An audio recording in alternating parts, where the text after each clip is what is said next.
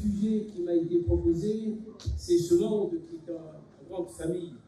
Alors, le monde, c'est qui? Le monde, c'est moi, c'est toi, c'est vous, c'est nous, c'est les autres. Le monde, c'est la résultante de toutes ces énergies, de toutes ces volontés, de toutes ces œuvres et ces actions, de toutes ces orientations. Le monde, c'est tout ça. C'est aussi la résultante de tous les us, coutumes, traditions dans ce monde. C'est ça, le monde. Et donc, le monde, c'est nous tous. Il nous unit et il nous différencie. Je vais commencer par une image, plutôt m'inspirer d'une image qui a été tracée par Rasulullah sallallahu alayhi wa sallam. On rapporte que le prophète sallallahu alayhi wa sallam a pris un brin de bois et il a tracé un carré. Il a tracé un carré dans le sol, dans le sable. Puis il a tracé un trait qui commence du centre du carré et qui sort. Il a dit puis des petits traits à droite et à gauche à l'intérieur. Donc vous avez un peu saisi l'image, un carré, un trait qui commence par le milieu et sort, puis des petits traits à droite à gauche de ce trait central. Et il dit à Rasulullah sallallahu alayhi wa sallam, ce beau tableau, il dit, ce trait-là, c'est l'être humain. Il est entouré par son destin. Ce qui en sort, c'est son espoir, l'amal. Et ce qui est à droite et à gauche, c'est les aléas de la vie. S'il est attrapé par l'un, il peut être sauvé, je dirais, ou épargné par l'autre. En tout cas, dans cette belle image, c'est que Rasulullah sallallahu alayhi wa sallam nous dit que nous sommes entourés par notre destin. Et que ce destin, inscrit soit-il par Allah subhanahu wa ta'ala, ne nous empêche pas de sortir par l'ambition et par l'espoir et l'espérance. Autrement dit, nous pouvons pousser les murs du destin avec la volonté d'Allah subhanahu wa ta'ala.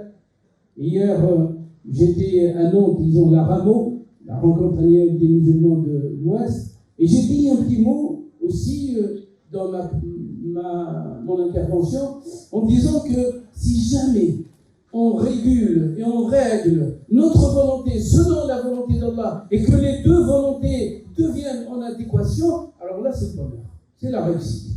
Par contre, si jamais on n'arrive pas à régler notre horloge, notre volonté selon celle d'Allah subhanahu wa ta'ala, nous pouvons aller peut-être avancer mais jamais réussir, exister mais jamais influencer, jamais donner un sens à notre vie. C'est pour cela que souvent, il y a des gens, quand ils sont tellement en perpétuelle perplexité, ils finissent par s'en aller, c'est-à-dire par se suicider. Et c'est pas moi qui le dis, c'est le ulama quand ils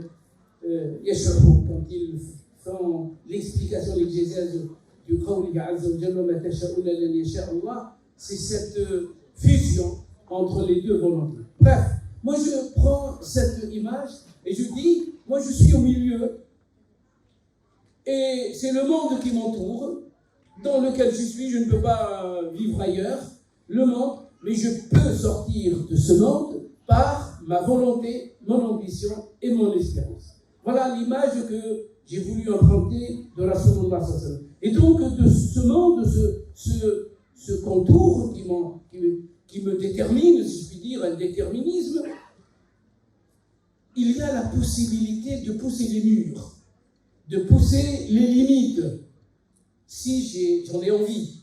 Il y a la possibilité aussi de dessiner les contours de ce monde. Et donc c'est un monde à mon image, c'est un monde à l'image de mon ambition et de mon investissement. Seulement, il faut qu'on agisse, que chacun d'entre nous agisse, 1, librement, 2, d'une manière coordonnée, et 3, d'une manière collective. Parce que seul, je ne peux pas. Seul, je ne peux pas. Je ne peux pas changer le monde. Mais ensemble, nous pouvons déplacer les montagnes. Et nous pouvons changer le monde. Et ce n'est pas une fatalité. Nous n'avons pas de fatalisme comme certains orientalistes nous le collent à la peau. Non, le musulman n'a pas de fatalisme.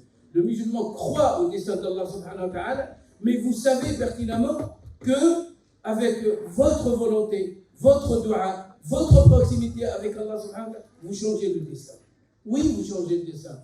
Il y a les ulama ils disent que le destin, quand il descend, il y a l'invocation qui s'y oppose, et si votre vocation est beaucoup plus, je dirais, ancrée dans votre cœur, beaucoup plus inspirée, elle peut repousser le dessin pour le changer par un autre. Rabbi subhanahu wa ta'ala change le dessin par un autre.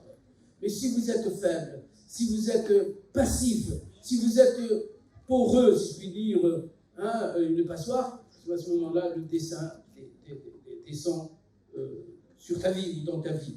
Donc, nous devons être à la fois ensemble, nous devons pouvoir coordonner, et il faut agir librement et avec cohérence. Je vais m'étaler un tout petit peu dans le temps qui m'est imparti dans ces trois termes. Être, d'abord agir. Être, agir, c'est, je dirais, la cause même de notre existence. La cause même de notre existence.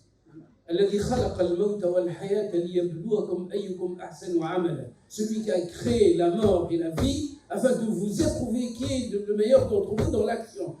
Rabbi subhanahu wa ta'ala, implicitement, il parle de l'action, mais là, dans le verset, il nous tire vers le haut, c'est-à-dire l'épreuve, ce n'est pas l'action en elle-même, parce que Rabbi sait parfaitement que nous allons agir dans le bon sens ou dans le mauvais sens, mais là, toutes les preuves de la création, il a créé la mort et la vie afin de vous éprouver qui est le meilleur d'entre vous dans l'action. Et finalement, c'est une épreuve et comment dirais-je, c'est un appel vers le haut, vers l'excellence, vers le meilleur de ce que nous pourrions faire. D'abord, j'ai envie de dire, à travers ce verset, que c'est l'essence même de notre existence. Et regardez, relisez le Coran et vous allez voir que chaque fois que Rabbi subhanahu wa ta'ala, il parle de la foi, de l'iman, il parle de l'action. الذين آمنوا وعملوا الصالحات الذين آمنوا وعملوا الصالحات يعني un peu partout. C'est intimement lié, l'action, l'œuvre, bien sûr la bonne œuvre, est intimement liée à la foi et à l'existence de la foi. Donc, j'ai envie de dire, je ne peux pas m'étaler davantage, mais je peux conclure déjà des petites conclusions, voilà, que je vais coller ensuite pour faire un schéma entier, à savoir que l'œuvre, l'action, c'est une raison de notre existence. Simplement, il faut agir efficacement après avoir dressé ses priorités. Allah subhanahu wa ta'ala, il ne veut pas qu'on agisse dans la réaction, il ne veut pas qu'on agisse dans le vide, il faut chacun d'entre nous, d'abord individuellement, puis collectivement, qu'on puisse dresser nos priorités. Qu'est-ce qu'on peut faire? La yukallifullahu nafsan illa wus'aha. Dieu n'incombe à personne au-delà de ses capacités et de ses compétences. Et donc, dans le cadre de nos capacités et de nos compétences, il faut savoir qu'est-ce qui est prioritaire. C'est-à-dire dresser la liste de nos priorités. C'est nécessaire. Sinon, on perd notre énergie, on se dépense vainement, et pour ne rien faire, et pour ne rien... Or,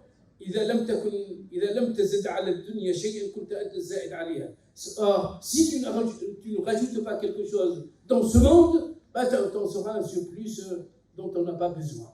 Et ma foi, Rabbi subhanahu wa ta'ala, s'il nous a créés sur cette terre, c'est pour laisser une trace, c'est pour amener quelque chose de plus, si je puis dire, en fonction de nos capacités, de nos compétences. Agir avec une idée et un objectif.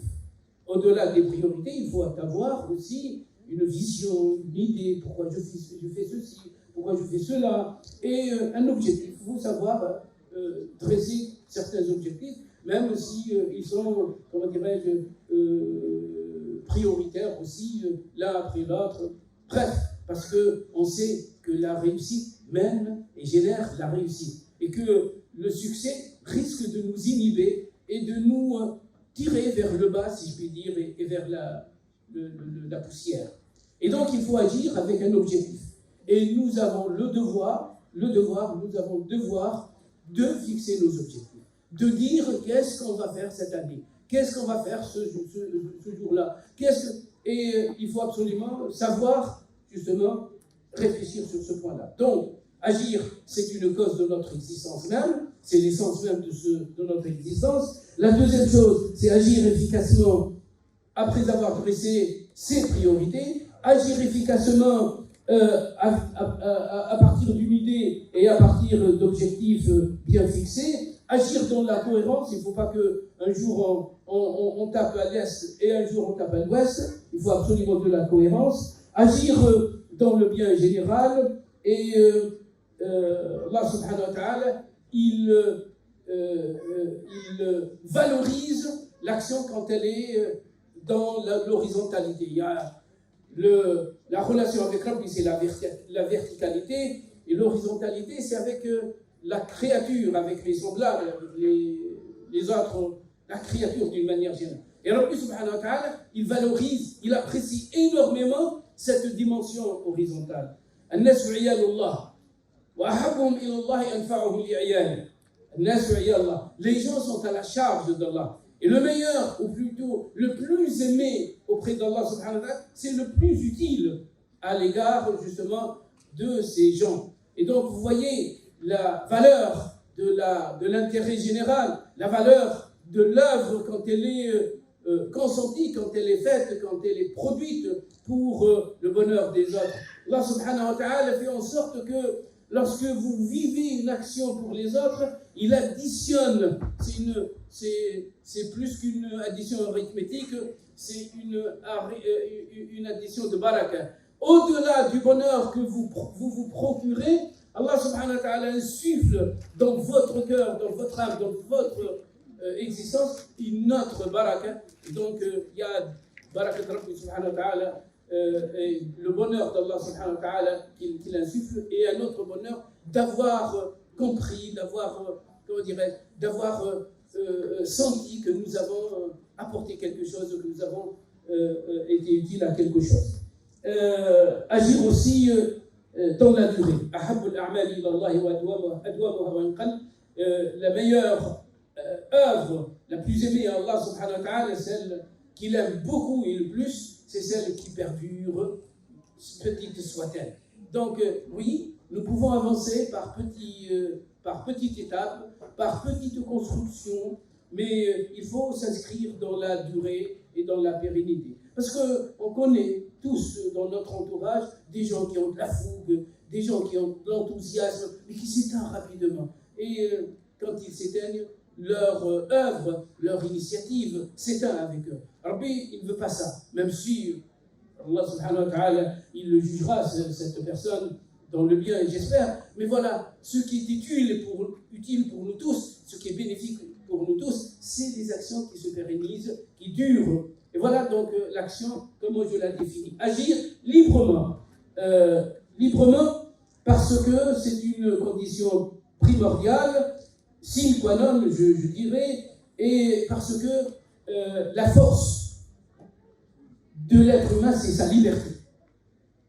Parce que quand il est libre, quand il n'est plus aliéné, quand il n'est plus, je dirais, subordonné, si je puis dire, quand il a toutes ses facultés avec lui, il peut, comme je disais tout à l'heure, changer le monde. Il peut déplacer le mental. Et j'ai une petite citation d'un des sahabis de Rasulullah sallallahu alayhi wa sallam qui a été en face du sultan ou du roi perse en lui disant, celui-ci lui disait qu'est-ce qui vous a ramené jusqu'à nous? Nous sommes habitués à vous voir dans la misère, dans le désert, et là vous êtes venu avec une autre ambition. قال جئنا لنخرج الناس من عبادة العباد ila ibadatillahi rabbil ibad. Nous sommes venus pour faire sortir les gens de l'adoration d'eux-mêmes et de l'être humain vers l'adoration d'Allah subhanahu wa ta'ala, le créateur des êtres humains. Et nous sommes venus pour faire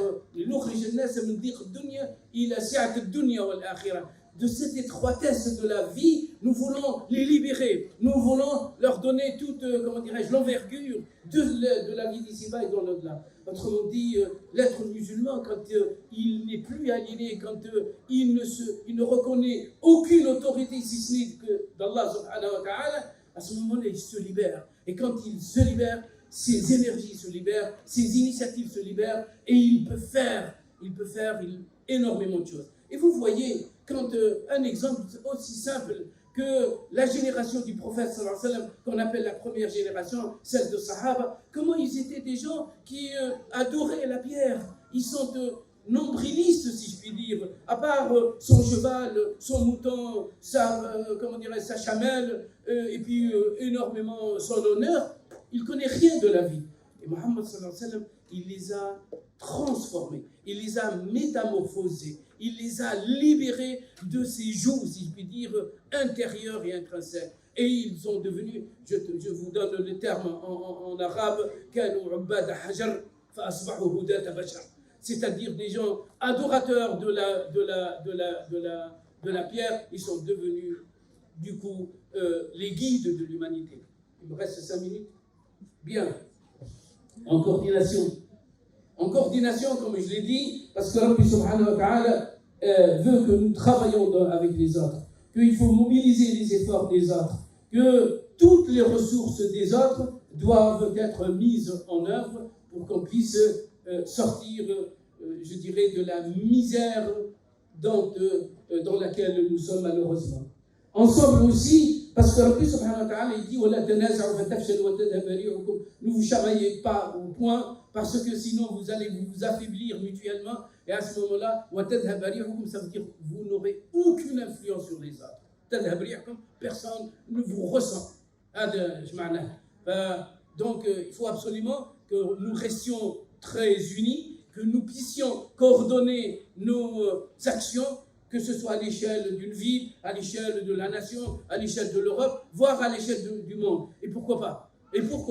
Et tous ceux qui nous font peur, que nous appartenons ou que nous travaillons avec des forces étrangères, et alors, si c'est pour le salut du monde, si c'est pour le bien du monde, si c'est pour le bien de la France, si c'est pour le bien du Havre ou de Paris ou de Marseille, et alors pourquoi pas? Pourquoi nous intériorisons ce que j'appelle la culpabilisation, la culpabilité des autres?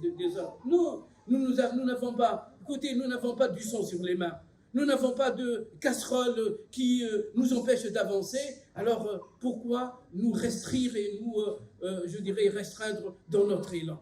Et là, il faut absolument garder cet élan pour bien faire dans l'intérêt général et encore dans. Rabbi subhanahu wa ta'ala dans un verset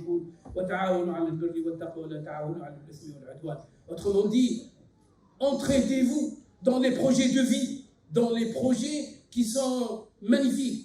Et évitez de vous entraider ou de donner un coup de main pour des projets vils, des projets, je dirais, de basse nature et qui ne servent à rien. Ce monde, mes chers frères, et je vais être bref, ce monde, soit on le construit nous-mêmes, soit on le subit. Il n'y en a pas une troisième voie. À vous de choisir. Soit on le construit, et à partir de l'endroit où vous êtes, n'ayez pas peur. Rabbi subhanahu wa ta'ala, quand il voit que vous êtes sincère, que vous êtes là pour changer le monde, Allah subhanahu wa ta'ala changera le monde. Je vous donne 2 exemples. Le premier, Rabbi subhanahu wa ta'ala s'est adressé à Sayyidina Ibrahim et il lui dit Adhan fil nas bil hajj. Adhan, quand il dit Rabbi, je suis dans une vallée désertique. Qui va m'entendre? Alayk al-adhan wa alayya al-balagh. Alayk al-adhan. Toi tu fais l'appel et moi je transmets l'appel. Et cet appel a été transmis à des générations, depuis Sayyidina Ibrahim jusqu'à maintenant, et chacun d'entre nous, il a une petite graine de cet appel, et chacun d'entre nous souhaite un jour aller au Hajj. Vous voyez, c'est Rabbi subhanahu wa ta'ala qui l'a transmis dans nos cœurs. C'est pas Ibrahim. Ibrahim, il a fait matériellement le geste. Et Rabbi subhanahu wa ta'ala, il veut faire ça, ce geste, tout simplement. Le deuxième, ربي النبي صلى الله عليه وسلم يقول إذا قامت القيامة سيد on n'a plus rien à faire وفي يد أحدكم فسيلة dans votre main vous détenez un petit plant, plantez-le, vous savez pertinemment que tout sera, comment dirais-je, en désordre total, les cieux et la terre changeront, bref, il n'y a plus rien à faire. Et pourtant, le geste de la positivité, si je puis dire, le geste d'être utile, si vous avez un plan, plantez-le, vous savez qu'il va disparaître, il va être anéanti peut-être dans une fraction de seconde, mais faites-le, parce que Rabbi subhanahu wa ta'ala veut qu'on reste jusqu'à la fin, positif jusqu'à la fin, jusqu'au dernier de nos respirations. C'est ça? Merci. Et donc, soit on produit, soit on subit. Et on produit par notre existence. Permettez-moi encore ce exemple. J'avais un ami chrétien. Il est resté 22 ans في الحراش في الجزائر. Je lui dis, Allah yarham Maldi, c'est un perdant. Qu'est-ce que vous faisiez في الحراش? Qu'est-ce que vous faisiez pendant 22 ans في الجزائر? قال لي, pour témoigner de l'existence de notre foi. On n'est pas en train d'appeler les Algériens à se convertir au bon de là. Non. On est là pour montrer que la foi chrétienne, la foi catholique, là, elle nous témoigne. Mais c'est beau ça. Alors que nous l'avons. Afin que vous soyez témoins à l'égard des autres, à l'égard des autres, et que le prophète sallallahu soit un à votre égard. Et donc, cette question de témoignage, nous l'avons intrinsèquement dans notre conception musulmane et dans notre théologie musulmane. Je dirais même, c'est l'essence même de notre existence comme communauté, pour être une communauté de témoins par notre existence, par notre témoignage, par nos œuvres, par nos déterminations, par nos choix et surtout par notre élan collectif. Oui, on peut changer et on peut changer le monde si nous produisons, si nous témoignons, si nous entretenons notre élan collectif. Dieu ne change l'état d'un peuple.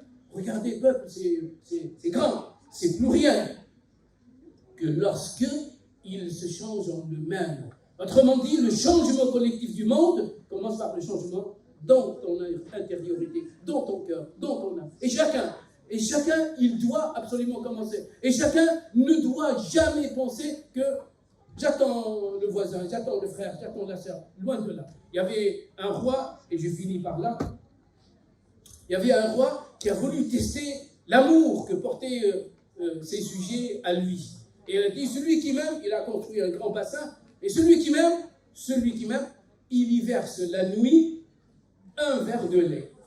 C'est tout.